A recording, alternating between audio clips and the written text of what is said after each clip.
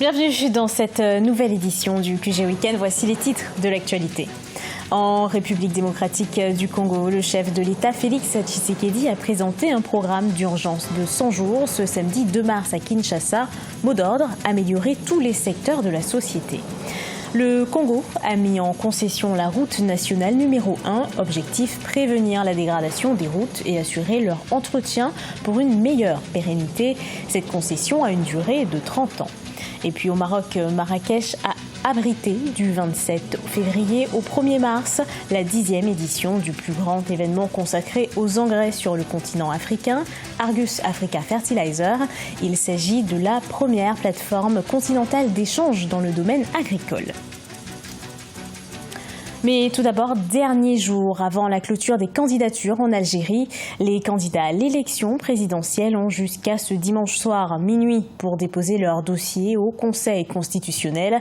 Ils feront face au président Abdelaziz Bouteflika, dont la candidature pour un 5e mandat est contestée par la rue. Le président algérien est confronté à une contestation inédite depuis l'annonce de sa candidature pour la présidentielle du 18 avril 2019.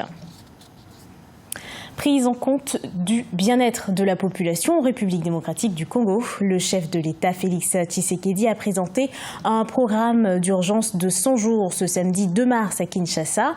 Il intègre notamment l'amélioration du secteur médical. Reportage de notre correspondant Jacques Amboka. En République démocratique du Congo, un programme d'urgence de 100 jours a été présenté ce samedi 2 mars 2019 par le chef de l'État Félix Antoine Tshisekedi Tshilombo. Le programme rendu public tient en compte tous les secteurs de la société avec des priorités notamment dans le domaine de la justice où une mesure de grâce sera prise dans les 10 jours à venir. Dans les 10 jours, je vais prendre une mesure de grâce présidentielle au bénéfice des prisonniers politiques ayant été condamnés par des décisions foulées en force de choses jugées. Le programme d'urgence des 100 jours du président Félix Tshisekedi accorde par ailleurs une place des choix au bien-être social de la population, particulièrement dans le secteur de la santé qui nécessite un coup de pouce rapide. Des travaux de construction de nouvelles unités de santé, mais aussi la réhabilitation de plusieurs autres sont annoncés. Pendant ces 100 jours, il sera procédé à la réhabilitation de certains hôpitaux de référence retenus dans le programme, comme l'hôpital Mama Yemo à Kinshasa et les cliniques universitaires également à Kinshasa. Le chef de l'État a aussi évoqué le lancement des travaux de réhabilitation de certaines voies routières dans la capitale et dans les grandes villes du pays. Pour ce faire, le temps a été lancé à l'occasion de la présentation de ces programmes d'urgence, considérés par beaucoup comme le point de départ de réalisation du projet de société pour lequel Félix Tshisekedi a été élu le 30 décembre 2018. Elles sont au nombre de 7. En Angola, le gouvernement annonce la vente de 7 sociétés publiques pour lever 80 millions de dollars. Chacune des entreprises devrait être vendue pour un prix allant de 3 à 18 millions de dollars. Des ventes qui font partie de la stratégie de diversification des sources de revenus de l'État. Pour financer ces projets et ces réformes, le pays a multiplié ces derniers mois les prêts auprès de bailleurs de fonds ainsi que sur le marché obligataire. Prévenir et réparer les dégradations routières, c'est dans cette optique que la République du Congo a mis en concession la route nationale numéro 1 reliant la ville de Brazzaville à Pointe-Noire. Une décision qui va de pair avec une augmentation des prix des transports, ce qui inquiète les usagers. Deva Panzou. Le président de la République, Denis Sassou Nguesso, a officiellement mis en concession la route nationale numéro 1, Brazzaville-Pointe-Noire, longue de 535 km, ce vendredi 1er mars 2019 au péage de Lifula dans le département du Pôle. Cette concession d'une durée de 30 ans à la Congolaise des routes vise à prévenir la dégradation des routes, assurer leur entretien en vue de leur pérennité. Avec l'entretien quotidien et la création des aires de service, des aires de repos, des stations-service, la commodité d'une route qui fait la vie. La concession prend en compte toute la dorsale, c'est-à-dire RN1, RN2. Mais la RN2, pour être mise en concession, devrait d'abord être réhabilitée. L'amélioration de plusieurs services sur la route vont créer 350 emplois directs et 200 emplois indirects, parmi lesquels les patrouilleurs, les péagistes et les opérateurs de trafic. On note une légère augmentation des tarifs au péage, notamment 1 500 francs CFA pour les berlines, les taxis ou les tricycles, au lieu de 1 000 francs CFA auparavant. Afin d'aider les riverains, un système d'abonnement sera mis en place. Pour les populations de proximité, il faut toujours mettre en place le modèle que font tous les pays du monde. C'est-à-dire que les abonnements se mettent en place en tenant compte de la proximité, en tenant compte du fait qu'il y en a qui vont et viennent, qui travaillent tous les jours, qui vont le matin, qui reviennent le soir. Donc il y a un système d'abonnement qui doit être mis en place pour que chacun, tout cela ne puisse pas lourdement peser sur ceux qui vivent dans le voisinage.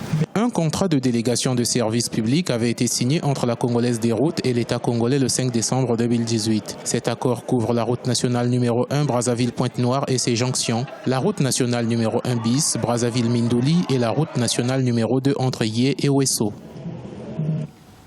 Retour de la taxe vicinale au Gabon. Elle concerne les Gabonais âgés de 18 ans et plus. L'objectif, soutenir le développement des collectivités locales. Cet impôt n'a pas été collecté depuis une décennie dans le pays. Nathalie Mo. La restauration de la taxe vicinale est un axe de la politique générale du gouvernement au Gabon. Une mesure présentée par le Premier ministre Julien Kogué-Bekale comme un moyen d'élargir l'assiette fiscale. Selon les autorités, cette redevance s'imposera aux résidents gabonais âgés de 18 à 50 ans pour des taux allant de 2 500 francs CFA à 4 000 francs CFA. Dans un contexte économique marqué par une inflation qui s'explique grandement par le coût du logement, compte tenu de l'augmentation du prix du gaz, de l'électricité et de l'eau, la remise au goût du jour du paiement de la taxe vicinale pourrait, sur le plan social, ne pas être très appréciée. Selon les observateurs, ce projet devrait faire l'objet de plus amples consultations. Un point de vue qui se fonde sur l'échec de son application depuis 2009. Par ailleurs, la taxe restaurée garde les mêmes modalités qu'auparavant. Pour la majorité des jeunes Gabonais au chômage qui vivent dans la commune de Libreville, le paiement de cette taxe sur la base des anciennes modalités leur priverait près de 33% de leurs revenus. La taxe vicinale a été pour la première fois instituée il y a 12 ans au Gabon. Dans le pays, elle est affectée au développement des collectivités locales.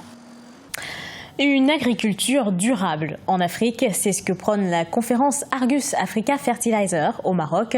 La 10e édition s'est clôturée ce 1er mars. Elle est conçue pour améliorer les rendements des cultures et créer une croissance des activités pour tous les secteurs de la chaîne d'approvisionnement.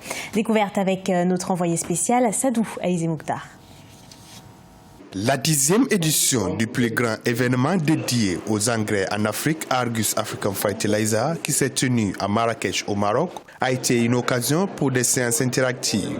Premier exportateur d'engrais dans le monde, le groupe OCP, à travers cette rencontre, a présenté plusieurs programmes d'accompagnement de proximité visant directement les agriculteurs et leur proposant des produits adaptés à leur sol et culture.